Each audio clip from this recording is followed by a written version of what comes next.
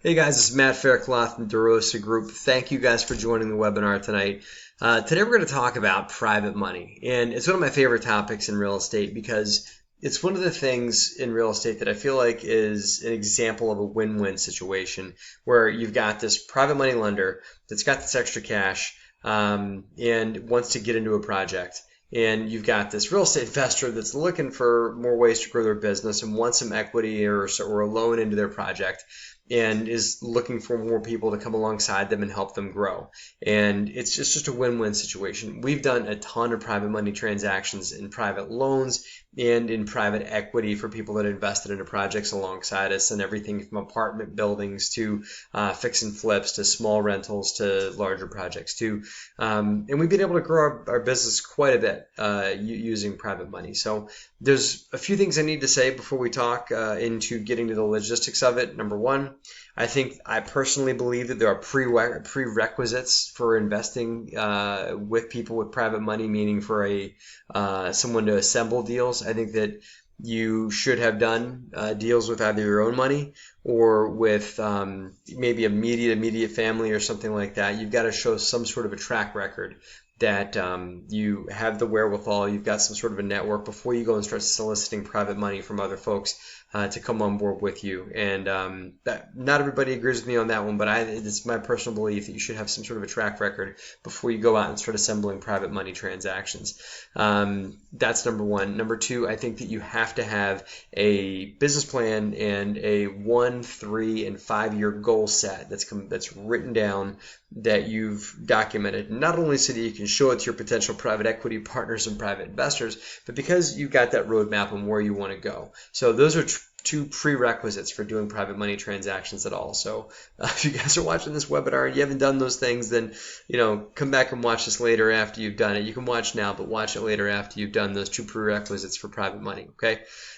Because you got to take care of your investors, and also you got to know what you don't know what you don't know, and you'll learn a lot in making those 1, 3, and 5-year goals, and in doing a few deals to develop that track record that'll all aid you in doing pretty much transactions with other people's money. Because don't forget that this is other people's money you're dealing with here. So with that, let's go ahead and hop in. This is going to be the foundations of private money. We're going to do just a 10-15 minute conversation on it. Private money is a way larger conversation than what we're going to go into today. This is a little taste of what private money is all about, just to get you guys going. And there's a lot more conversations we can get into around it. So with that, let's jump in. So what is private money?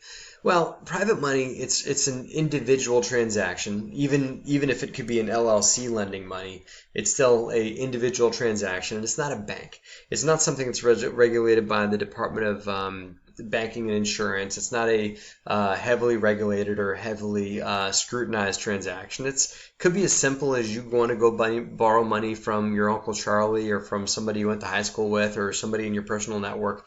You're just borrowing money and negotiating one-on-one that transaction. So, again, that's one of the things that I love about private money is that it's a one-on-one transaction, and a lot of the terms and the structure of the private money transaction is negotiated one-on-one. It's something that can be fluid, and you can reach a win-win situation, as I said before, by just having a conversation and figuring out what your goals are and what the private money lender's goals are, and finding a way to meet in the medium in the median on that. It's very hard to do something like that with a bank. They're going to have their script on what they'll lend to you on, and what they can and can't do. You're not going to be able to put together something that's a little more dynamic as a private money transaction will be. So that's one of the other things I love about them. So private money that we're going to talk about today could be a loan, and that's something that's I'm going to loan this person money at a fixed interest rate, and there's going to be collateral. It's like a mortgage or something like that I'm going to put on a piece of real estate that's going to be the guarantee of my loan. So collateral just means something I can go and take if they don't pay my loan. So it's like a potential something I could take back. through foreclosure, through real estate. Private equity, on the other hand, is private money as well, and private equity is ownership in a property, and it's in exchange for a cash investment. So a good example would be if I buy stock in Microsoft Corporation, I'm going to go out and buy some shares. I own, albeit a small percentage of, a lot less than Bill Gates does, but a small percentage of Microsoft Corporation. And I own the company. The company makes money and distributes that money to their owners. I get a check. If the company goes down and goes bankrupt, my investment in that company goes to zero. A private loan is equivalent to something that you would get from a bank, from Wells Fargo or from something like that, that they're loaning you money in exchange for a claim against the asset that you're borrowing the money on. So that could be a house or whatever it may be.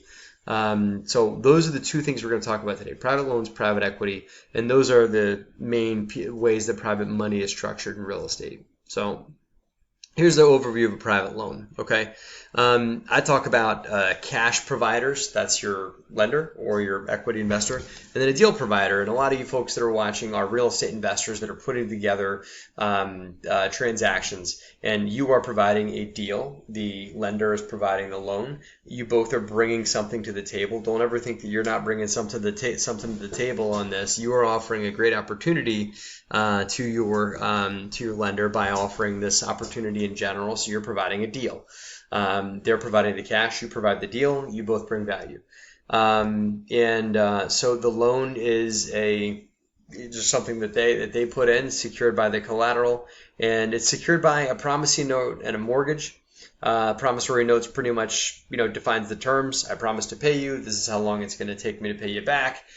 This is how much I'm going to pay you in interest. This is just all the terms. This is what's going to happen if I don't pay you. And then the mortgage is something that secures that lender's right to take your property, and it gets held on them. It gets recorded on title. So it's something that gets recorded by your title company. There's other states that use a deed of trust and other language like that. In New Jersey, where I do business, and in Pennsylvania, we call it a mortgage. So you might have to do a little bit of interpretation if it's in a state where they do deeds of trust or other types of vehicles to record the lien on the property. So the typical, as an investor, as a deal provider, the typical type of loans that you guys, or just transactions you guys want to use with private loans, are short-term deals. That could be fix and flips. That could be a buy, rehab, refinance. The BRRRR strategy is perfect for a private loan, and it's deals where the strategy is to buy a property, add a bunch of value up front, and then exit in 6 to 12 months through a sale or refinance. Here's why. This is that type of transaction. You can get cheaper money. Typically, private money lenders are going to charge somewhere between 6, 8, 10, 12%, somewhere in there. You can get cheaper money from a bank. And so what you want to do is you want to get money from a private lender on a transaction the bank typically wouldn't lend to you on. That could be a vacant piece of real estate or a property that needs a bunch of construction. So you're going to borrow money from a private lender, put a bunch of money in, add value, and then reap that value by a refinance or a sale. So that's the type of transaction it works on. It is not a good vehicle for a long-term hold, and so you should look to not do it for that. Look to do the equity piece that we're going to do on that, or use the BRRRR strategy, where you're going to use the private loan, but also then exit into a refinance with the bank. So that is private lending, folks. Let's hop into the benefits of private lending. It's, again, like I said, for the cash provider. Short term. I like to tell people that are assembling deals like this, it's a great way to date before you get married. So if you've got a new person that you're looking to do business with, put together a small private loan with them. It's a good way to try each other out, and there's a beginning, middle, and an end to these types of transactions. The benefit for the cash provider also, far and away, is that there's a set return. It's a fixed income investment that they know what they're going to get. They know if it goes for this long, I'm going to get this much in a return. And the next benefit, huge benefit, is they get compounded interest, meaning that and this works really, really well if they're investing through a self-directed IRA, but if they loan $100,000, and then you pay them back 105, they now have 105 that they could reloan into the project, and then they can take that 105 and they get back maybe 112, and they take the 112 and they can get back 120, and they can take their interest returns and put it back into the deal every time, and it really scales up, and the curve kind of hockey sticks, if you will. It kind of goes up like this very quickly over time. Their return on investment does if they use compounded interest and reinvest all the loan proceeds back into the deal. The benefits to you guys, the deal provider, are obviously you can get a loans based on the after repair value. You can do a deal where there's maybe little or no money down out of your own pocket. And you can do deals where they're lending to you on the construction for the project as well.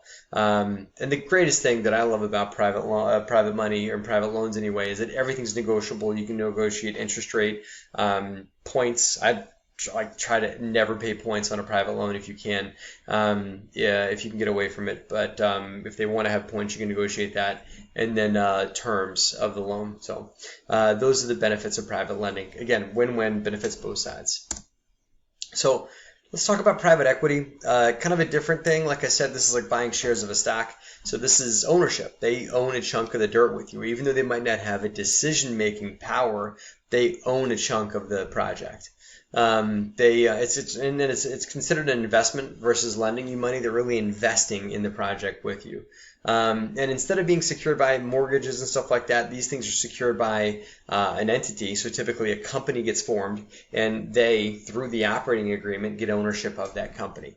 So it's typically good for long-term deals. This is what syndications and stuff like that. This is how deals like that get formed. These things are viewed as slightly more complicated, but they're actually not if you use the right structure. So these are great things to use where there is a cash flow and there's opportunity to grow over time. So this is like buying an existing asset that's making money, and we're going to get in and we're going to tweak it and get it to make more money.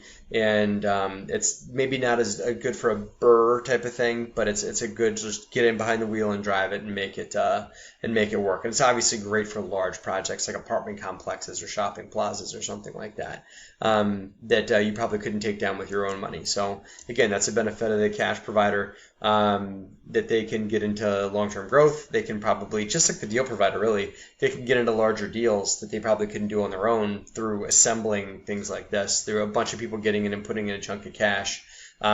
You all collectively, the deal provider and the cash provider, can go and buy a project that none of you could have done by yourself.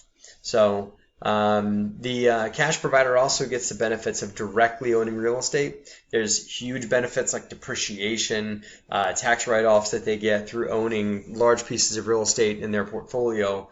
And they also get high upside as the deal goes up in value. They get like a chunk of ownership of this apartment building or whatever that's going way up in value over the years.